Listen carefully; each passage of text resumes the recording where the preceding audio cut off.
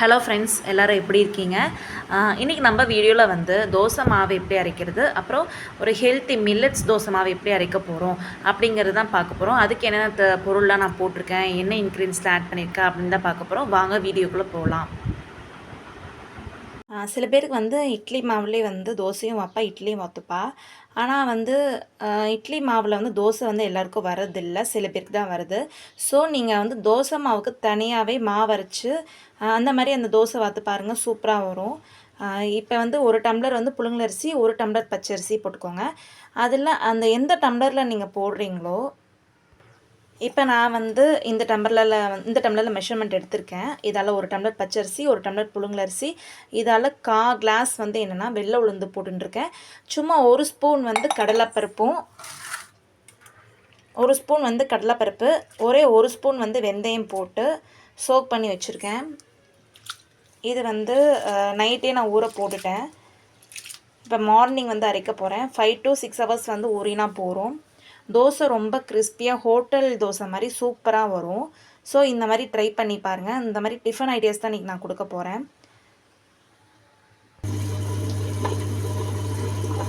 First நம்ம வந்து அந்த வெள்ளை உளுந்து, கடலைப்பருப்பு, வெந்தயம் ஊற வச்சுருக்கோம் இல்லையா, கொஞ்சமாக தண்ணி விட்டு அது கொஞ்சம் கொஞ்சமாக போட்டு ஃபஸ்ட்டு வந்து கிரைண்டரில் அரைச்சிட்டுலாம்.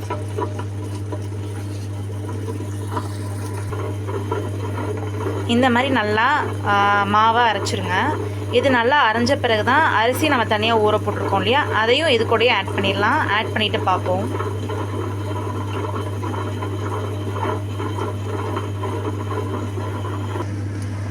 கொஞ்சம் கொஞ்சமாக அரிசியும் போட்டு நல்லா வந்து நைஸாக மாவு அரைச்சிடணும் தோசை மாவைக்கு.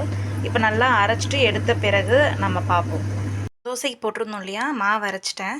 ஒரு 8 மணி நேரம் நல்லா வந்து புளிக்கட்டும். ஏன்னா வந்து இப்போ வெயிலும் இல்லை, மழை வரும் போல் தான் இருக்குங்கிறதுனால 8 மணி நேரம் வந்து நல்லா அதை வந்து டிஸ்டர்ப் பண்ணாமல் விட்டுருவோம். நல்லா பொங்கி வந்த பிறகு தான் நம்ம தோசை வாக்க முடியும். நான் தோசை வாக்கும்போது கண்டிப்பாக உங்களுக்கு காட்டுறேன், எப்படி ஹோட்டல் ஸ்டைலில் அந்த தோசை வருதுன்னு பாருங்கள். சூப்பராக இருக்கும். அரைக்கும் போது நல்லா வந்து அரிசியெல்லாம் கொஞ்சம் கொஞ்சமாக போட்டு அரைங்க.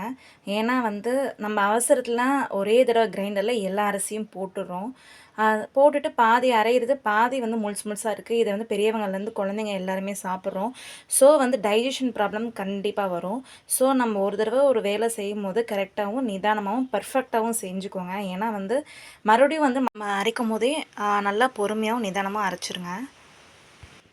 அதே மாதிரி இன்னொரு ஹெல்த்தியான ஒரு டிஃபன் ரெசிபி தான் நம்ம பார்க்க போகிறோம்.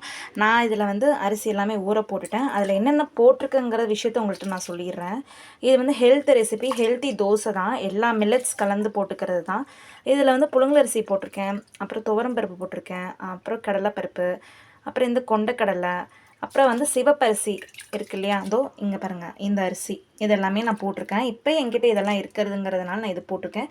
நீங்கள் சப்போஸ் பச்சை பயிறு, அப்புறம் வந்து கருப்பு இந்த கடலைப்பருப்பு, அப்புறம் வந்து வேறு என்ன நிறைய மில்லட்ஸ்லாம் சொல்கிறாங்க இல்லையா, ஜீரக சம்பா அரிசி, மாப்பிள்ளை சம்பா, அப்புறம் வந்து கேழ்வரகு, கம்பு, அப்புறம் கருப்பு அந்த வெள்ளை உளுந்து இருக்கு இல்லையா, வெள்ளை உளுந்துலேயே கருப்பு உளுந்து இருக்கு இல்லையா, அது எல்லாமே கலந்து போட்டுக்கலாம். அது வந்து அப்படியே நீங்கள் கருப்பு உளுந்தை வந்து கழுவாமலே அப்படியே நம்ம வந்து யூஸ் பண்ணலாம். அது ஒன்றுமே ஹெல்த்து தான் நமக்கு. இப்போ இதெல்லாமே வந்து காலம்பறையே நான் ஊற போட்டுட்டேன், நல்லா ஊறிடுச்சு. இப்போ வந்து இது எல்லாமே ஒன்றா போட்டு நம்ம அரைச்சிடலாம். அரைச்சிட்டு உங்களுக்கு காட்டுறேன். எல்லாமே ஒன்றா ஒரே முறையாக நம்ம கிரைண்டரில் போட்டுடலாம். பாருங்கள், அரைச்சின்னு இருக்கு. இதெல்லாம் வந்து காலம்பரை வேலையில் வந்து ஒரு தோசை இல்லை 2 தோசை சாப்பிட்டாலே போகிறோம் குழந்தைங்க. காலம்பரை வேலையில் 8 மணிக்கெலாம் ஸ்கூல் கிளம்புற டைமில் வந்து சாதம் நம்ம கூட்ட முடியாது.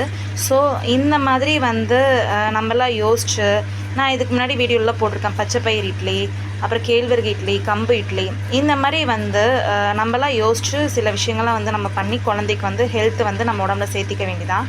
இதில் வந்து நீங்கள் இன்னும் அரிசி கூட போடாமல் இருக்கலாம், நம்மளோட சாய்ஸ் தான். பச்சரிசி புழுங்கலரிசி போடலாம், புழுங்கலரிசி மட்டும் போடலாம், பச்சரிசியை வந்து போடலாம், இல்லைனா அரிசியே வேண்டாம் எனக்கு அப்படின்னாக்கோ அவாய்ட் பண்ணலாம். என்னென்ன மில்லட்ஸ் இருக்கோ எல்லாமே ஒரு கரண்டி எடுத்து போட்டு அது ஒரு நீங்கள் இந்த மாதிரி ஊற போட்டு மாவு அரைச்சா அது ஒரு சூப்பராக இருக்கும்.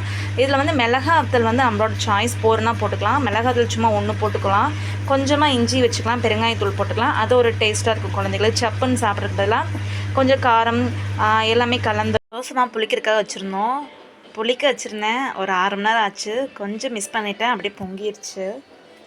பாருங்கள், நல்லா பொங்கி வந்துடுது. தோசைக்கல் நல்லாவே காஞ்சிருது. நம்ம வந்து மாவு வந்து அரைச்சி வச்சுருந்தோம் இல்லையா, தோசை மாவு, அப்புறம் ஹெல்த்தி மிக்ஸ் தோசை 2 மாவு அரைச்சி வச்சுருந்தோம் டிஃபன் ரெசிபிக்கு. அது வந்து உங்களுக்கு தோசை வந்து ஹோட்டல் தோசை வந்து நல்லா மொறுன்னு நான் வாத்து தரேன்னு சொல்லி சொன்னேன். அதே மாதிரி இப்போ வாத்து காட்டுறேன். தோசை வந்து கல் வந்து நல்லா காஞ்சிருது. தோசை வாக்க ஆரம்பிக்கலாம். கல்லில் மாவு விட்டாச்சு. தோசை வந்து வெந்துன்ருக்கு. இந்த மாதிரி வந்து தோசைக்கு தனியாக வந்து மாவு அரைச்சி பாருங்கள். நான் சொன்ன இந்த அளவு மெஷர்மெண்ட் வச்சு நீங்கள் ஊற போட்டு தோசை மாவு அரைங்க. நல்லா நைஸாக அரைங்க, சூப்பராக வரும். தேவைப்பட்டதுன்னா ஒரு ஸ்பூன் வந்து நீங்கள் அவல் போட்டுக்கனாலும் போட்டுக்கலாம், நல்லாயிருக்கும். தோசை நல்லாயிருக்கும். இந்த மாதிரி போட்டுக்கோங்க. இந்த மாதிரி பண்ணிட்டுருங்க ஒரு சைடு.